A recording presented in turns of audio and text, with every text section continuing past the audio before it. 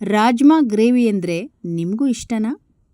ಪೂರಿಗೆ, ಚಪಾತಿಗೆ, ಗೀ ರೈಸಿಗೆ ಸಖತ್ತಾಗಿರುವ ಸಿಂಪಲ್ ವಿಧಾನದಲ್ಲಿ ರಾಜ್ಮಾ ಗ್ರೇವಿನ ಹೇಗೆ ಮಾಡೋದು ಅಂತ ನೋಡ್ಕೊಂಬರೋಣವಾ? ಎಲ್ಲರಿಗೂ ನಮಸ್ಕಾರ. ನಮ್ಮ ಚಾನಲ್ಗೆ ನಿಮ್ಮೆಲ್ಲರಿಗೂ ಆತ್ಮೀಯವಾದ ಸುಸ್ವಾಗತ. ಬನ್ನಿ, ಇವತ್ತಿನ ಸಿಂಪಲ್ ವಿಧಾನದ 2 ನಿಮಿಷದಲ್ಲಿ ಮಾಡುವಂತಹ ರಾಜ್ಮಾ ಗ್ರೇವಿನ ಮಾಡ್ಕೊಂಬರೋಣ.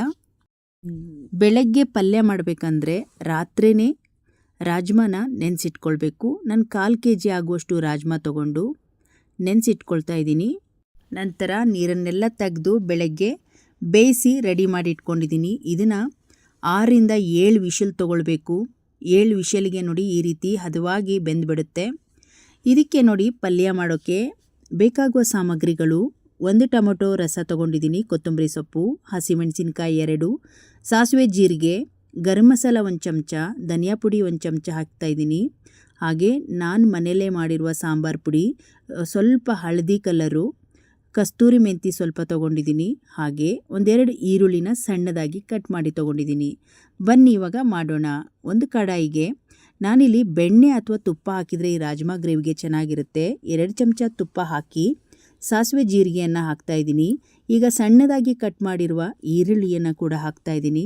ಇದಕ್ಕೆ ಮೇನ್ ಟೇಸ್ಟ್ ಕೊಡೋದು 1 ಬಿಲ್ಲೆ ಗಾತ್ರದ ಶುಂಠಿ ಮತ್ತು 2-3 ಬೆಳ್ಳುಳ್ಳಿ ಹೆಸಳನ್ನು ಚೆನ್ನಾಗಿ ಜಜ್ಜಿ ಹಾಕ್ತಾಯಿದ್ದೀನಿ. ಇದರ ಫ್ಲೇವರ್ ತುಂಬ ಚೆನ್ನಾಗಿರುತ್ತೆ. ಚೆನ್ನಾಗಿ ಒಂದು ರೌಂಡ್ ಮಿಕ್ಸ್ ಮಾಡಿ ಟೊಮೆಟೊ ರಸನ ಹಾಕ್ತಾಯಿದ್ದೀನಿ. ಈಗ ಇದನ್ನು ಕೂಡ ಮಿಕ್ಸ್ ಮಾಡಿ ಸ್ವಲ್ಪ ಅರಿಶಿನ ಪುಡಿ, ಗರಂ ಮಸಾಲ, ಖಾರದ ಪುಡಿ, ಹಾಗೆ ನಾನು ತೊಗೊಂಡಿರುವ ಸಾಂಬಾರು ಪುಡಿ ಹಾಕ್ತಾಯಿದ್ದೀನಿ. ಈಗ ಹಸಿಮೆಣಸಿನ್ಕಾಯಿ 3 ಹಸಿಮೆಣಸಿನ್ಕಾಯಿ ಹಾಕ್ತಾಯಿದ್ದೀನಿ. ಸ್ವಲ್ಪ ಕೊತ್ತಂಬರಿ ಸೊಪ್ಪನ್ನು ಹಾಕಿ ಎಲ್ಲದನ್ನು ಈ ರೀತಿ ಡ್ರೈ ಮಿಕ್ಸ್ ಮಾಡ್ಕೊಳ್ಳೋಣ. ಸ್ವಲ್ಪ ನೀರು ಇರಬಾರ್ದು, ಚೆನ್ನಾಗಿ ಡ್ರೈ ಮಿಕ್ಸ್ ಆಗಬೇಕು. ಈ ರೀತಿ ನಾವು ಇದನ್ನು ಚೆನ್ನಾಗಿ ಫ್ರೈ ಮಾಡ್ಕೊಳ್ಳೋದ್ರಿಂದ ತುಂಬ ರುಚಿಯಾಗಿರುತ್ತೆ ಪಲ್ಯ. ಈ ಟೈಮಲ್ಲಿ 1-2 ಚಮಚದಷ್ಟು ನೀರನ್ನು ಕೂಡ ಹಾಕ್ತಾಯಿದ್ದೀನಿ. ನೀರನ್ನು ಹಾಕಿ ಈ ರೀತಿ ಫ್ರೈ ಮಾಡ್ಕೊಳ್ಳೋದ್ರಿಂದ ಒಂದು ಒಳ್ಳೆ ರುಚಿ ಕೊಡುತ್ತೆ. ಇದೇ ವಿಧಾನದಲ್ಲಿ ಮಾಡ್ಕೊಳ್ಬೇಕು ನೀವು. ಈಗ ರುಚಿಗೆ ತಕ್ಕಷ್ಟು ಉಪ್ಪನ್ನು ಹಾಕ್ತಾಯಿದ್ದೀನಿ. ಮತ್ತೆ ಸ್ವಲ್ಪ ಡ್ರೈ ಆಗುತ್ತೆ. ಇನ್ನೊಂದು ಸ್ವಲ್ಪ ನೀರನ್ನು ಹಾಕಿ ಈ ರೀತಿ ಗ್ರೇವಿ ರೀತಿ ರೆಡಿ ಮಾಡ್ಕೊಂಬಿಡೋಣ. ಮಸಾಲ ಎಲ್ಲ ಈಗ ಕಂಪ್ಲೀಟಾಗಿ ಫ್ರೈ ಆಗಿದೆ. ಹಸಿ ಅಂಶ ಎಲ್ಲ ಹೊರಟೋಗಿದೆ. ತುಂಬ ಚೆನ್ನಾಗಿ ಫ್ಲೇವರ್ ಬರ್ತಾ ಇದೆ. ಈ ಸಮಯದಲ್ಲಿ ಬೇಯಿಸಿರುವ ಸ್ವಲ್ಪ ನೀರಿನ ಸಮೇತವಾಗಿ ರಾಜ್ಮಾನ ಹಾಕ್ತಾಯಿದ್ದೀನಿ. ಕೆಲವರು ಕಾಯೆಲ್ಲ ಹಾಕಿ ಮಸಾಲೆ ಎಲ್ಲ ರುಬ್ಬಿ ಮಾಡ್ತಾರೆ. ಆ ರೀತಿ ಮಾಡೋದು ಬದಲು ಈ ರೀತಿ ಸಿಂಪಲ್ ವಿಧಾನದಲ್ಲೇ ಮಾಡಿ. ಜಾಸ್ತಿ ಮಸಾಲ ಕೂಡ ಇರೋದಿಲ್ಲ. ನೋಡಿ, ಈಗ ಚೆನ್ನಾಗಿ 1-2 ರಿಂದ 3 ನಿಮಿಷ ಚೆನ್ನಾಗಿ ಬೇಯಿಸ್ಕೊಂಬಿಡೋಣ. ಇದಕ್ಕೆ ಇನ್ನೊಂದು ಸ್ವಲ್ಪ ನಾನು ಬೇಯಿಸಿರುವ ನೀರನ್ನು ಹಾಕ್ತಾಯಿದ್ದೀನಿ. ಇನ್ನೊಂದು ಸ್ವಲ್ಪ ನೀರು ಚಪಾತಿ ಪೂರಿಗೆ ಬೇಕಾದರೆ ಸ್ವಲ್ಪ ಗ್ರೇವಿ ಬೇಕಾಗುತ್ತೆ. ಈ ಸಮಯದಲ್ಲಿ ಸ್ವಲ್ಪ ಕೊತ್ತಂಬರಿ ಸೊಪ್ಪು ಮತ್ತು ಕಸ್ತೂರಿ ಮೆಂತಿ ಹಾಕ್ತಾಯಿದ್ದೀನಿ.